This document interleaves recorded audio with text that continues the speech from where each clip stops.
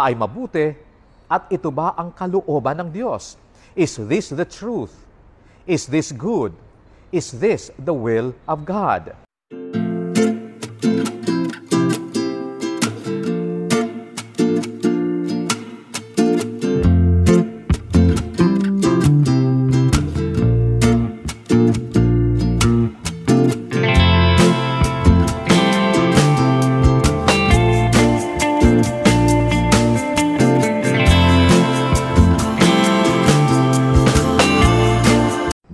Sa nakaraan, the lie opened the way to sin. Kaya po, sana maging mapagmatsyag tayo sa mga pumapasok sa isipan natin. At tanungin natin sa sarili natin, ito ba ay katotohanan? Ito ba ay mabuti? At ito ba ang kalooban ng Diyos? Is this the truth? Is this good? Is this the will of God? At kung makita natin na ito ay panlilinlang, ay kaagad nating iwaksi ito sa isipan natin. Huwag na nating patagalin pa sa isip natin ang maling pag-iisip, dahil kung ito'y magtatagal, ito'y kakapit sa atin at mahihirapan na tayong paalisin ito. We should be decisive in saying no to these thoughts, no to these temptations. Ang pangalawang antas po ng panunukso ng demonyo sa atin ay ang tinatawag natin na pleasure. When a temptation or suggestion of the devil is allowed to dwell in our mind and we begin to entertain it, we notice that we slowly derive pleasure from it. Unti-unti tayong nasisiyahan sa tukso at unti-unting lumalalim ang ating pagnanasa na gawin ang tukso. The more the temptation becomes pleasurable, the more the temptation becomes attractive to us. Why do we derive pleasure from the temptation? We derive pleasure from the temptation because the devil is already manipulating our lower faculties, appetites, or what we call disordered passions. These are our human cravings, desires, and tendencies that can be manipulated by the devil because of our fallen nature due to original sin.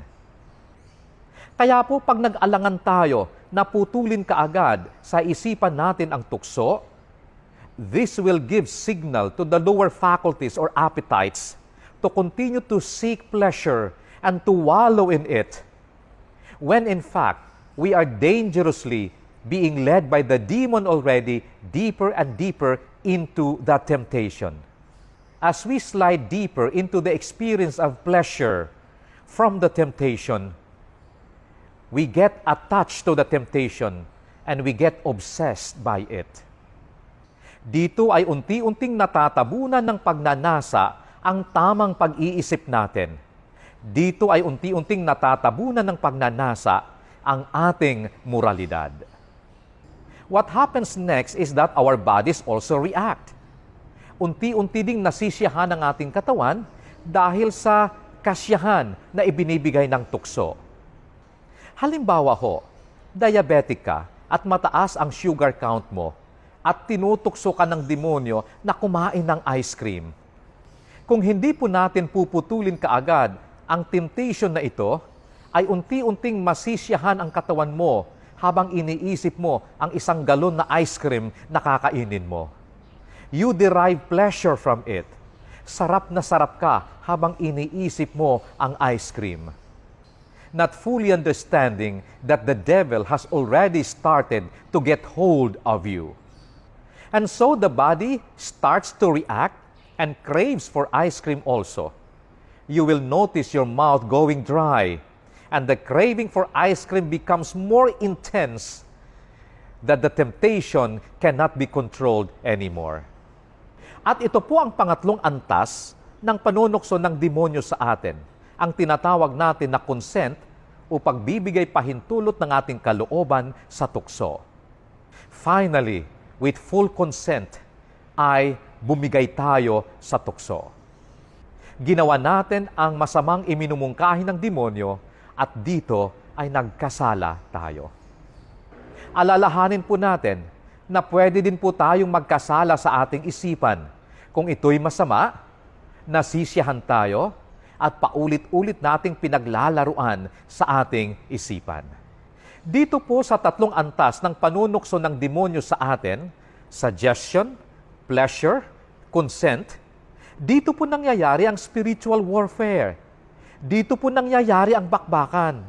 Dito po tayo inaatake ng demonyo. At kung dito tayo inaatake, di ba, dapat lang, dito din tayo lumaban. Ano po ang dapat nating gawin? Una, tandaan po uli natin na ang tukso ay